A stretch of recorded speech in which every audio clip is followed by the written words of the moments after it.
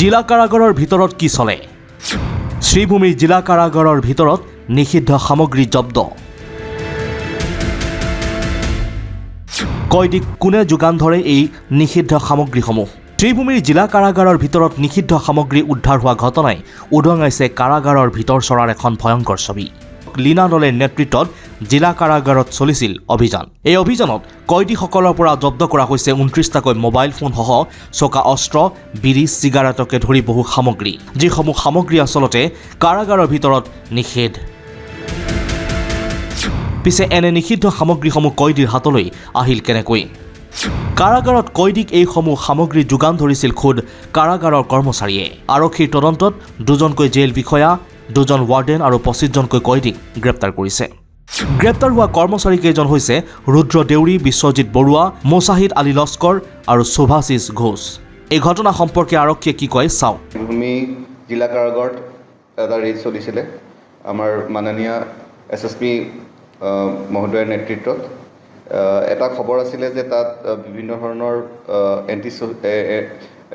anti social activities চলি আছে তাতে আৰু বিভিন্ন ধৰণৰ মোবাইল ফোন বা এনেকুৱা ধৰণৰ ব্যৱহাৰ কৰি পেলাই তাৰ দ্বাৰা কিছুমান অসামাজিক আৰু ক্ৰিমিনেল এক্টিভিটিজ চলি আছে বুলি খবৰ আহিছিলে আৰু তাৰ ভিত্তিত এছএছপি মেডামৰ নেতৃত্বত চলিলে তেতিয়া আমি টোটেল 29টা মোবাইল হেণ্ডছেট ৰিকভাৰ কৰা হৈছিলে তেওঁলোক কয়দীবিলাকৰ ফালৰ পৰা চাৰ্জাৰ্ছ ইয়েৰফোনছ আৰু তাৰ লগতে বেলেগ নিষিদ্ধ বস্তু যেনেকৈ হুক্কা চিগাৰেটছ লাইটাৰ্ছ আৰু লগতে চোকা অস্ত্ৰৰ নিচিনা চুৰি ব্লেড এনেকুৱা ধৰণৰ যিখিনি তেওঁলোকৰ লগত কয়দী হিচাপে থাকিব নালাগে তেওঁলোকক সেইখিনি যোগান ধৰা হৈছিলে বুলি যোগান ধৰা হৈছিলে আৰু সেই ৰেডৰ সময়ত তেওঁলোক ধৰা পৰিলে আৰু চিজ কৰা হৈছিলে আৰু এই ক্ষেত্ৰত আমি যেতিয়া এটা কেছ ৰেজিষ্টাৰ হ'ল 5 ফেব্ৰুৱাৰী মাহৰ 5 তাৰিখে Sribhumi PS case number 36/2026 under section 61(2) 323 49 262 BNS আৰু তাৰ লগত read with section 42 of the prisons act আৰু এই ক্ষেত্ৰত অনুসন্ধান যেতিয়া আৰু চলিলে বাকী কয়দীসকলৰ ষ্টেটমেণ্ট লোৱা হ'ল তেতিয়া গম পোৱা গ'ল যে কিছুমান জেইল অফিচিয়েলছো তেওঁৰ লগত জড়িত আছিলে আৰু ছাবচিকুৱেণ্টলি PC actor prevention of corruption actor 7 ছেকশ্যনটো লগোৱা হ'ল আৰু যি জেইল অফিচিয়েল কেইজনৰ আমি চিনাক্তকৰণ সেই সময়ত তেওঁলোকৰ যিখিনি ষ্টেটমেণ্ট দিছিলে কয়দীসকলে যে তেওঁলোকক সহযোগ কৰিছিলে তেওঁলোকক মোবাইল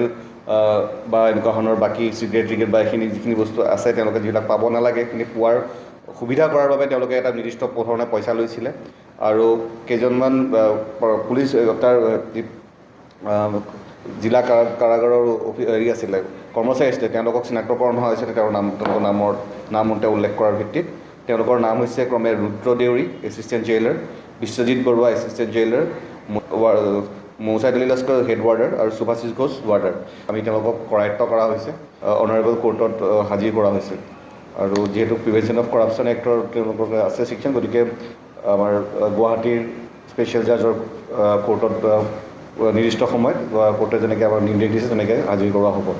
আৰু এইখিনিতে আৰু এটা কথা উল্লেখযোগ্য যে আমি ইতিমধ্যে যি কয়দীসকল আছিলে যোনে এওঁলোকক সহযোগ কৰিছিলে আমাৰ জিলা কাৰাগাৰৰ অফিচিয়েলসকলকতো আমি কৰায়ত্ব কৰিলোৱে তাৰ লগতে যিসকল কয়দীয়ে এই বস্তুবিলাক ব্যৱহাৰ কৰি আছিলে তেনেকুৱা আমি এতিয়ালৈকে 25জন একিউজ তেওঁলোক অলৰেডি জেলতে আছিলে তেওঁলোকক ষ্ট'ন এৰেষ্ট কৰা হৈছে মানে এই কেছখনত তেওঁলোককো এৰেষ্ট কৰা হৈছে মুঠতে এতিয়ালৈকে 25+4 টো 29জন আসামী এই কেছটোত আমি কৰায়ত্ব কৰা হৈছে আৰু বাকী অধিক অনুসন্ধান চলি আছে আৰু কাৰাগাৰৰ ক্ষেত্ৰত মাজে মাজে এনেকুৱা ধৰণৰ অভিযোগ আহি থাকে আমাৰ জিলা কাৰাগাৰৰ ক্ষেত্ৰত গতিকে এইটো যাতে আমি বন্ধ কৰিব পাৰোঁ তাৰ বাবে আমাৰ এছএছপি মেডামৰ নেতৃত্বত এটা যাতে এক্সাম্পলাৰী এটা হয় একশ্যন হয় এটা এক্সাম্পল ছেট হয় তাৰ বাবে প্ৰচেষ্টা কৰোৱা হৈছে যাতে যোন দোষী আছে তেওঁলোকক আমি শাস্তি দিব পাৰোঁ আৰু যি জিলা কাৰাগাৰৰ যি উদ্দেশ্য সেইটো ভালদৰে আগবাঢ়ি যায় স্থানীয় ন্যায়ালয়ে ইতিমধ্যে তেওঁলোকক আমাক 12 তাৰিখে স্পেচিয়েল জাজ গুৱাহাটীত তাতে প্ৰডিউচ কৰিবৰ কাৰণে নিৰ্দেশ দিছে আৰু তাত প্ৰডিউচ কৰাৰ পিছত বাকী মাননীয় ন্যায়ালয়ে যেনেকৈ নিৰ্দেশ দিব তেওঁলোকক আৰু তেওঁলোকক শেষত আমাৰ গুৱাহাটী চেণ্ট্ৰেল জেললৈ পিছত লৈ যোৱা হ'ব এতিয়া প্ৰশ্ন হৈছে শ্ৰীভূমি জিলা কাৰাগাৰৰ দৰে ৰাজ্যৰ অন্য কাৰাগাৰসমূহৰ ভিতৰতো কয়দীৰ হাতত এনেদৰে তুলি দিয়ে নেকি নিষিদ্ধ সামগ্ৰী bureau' report India today north east Assam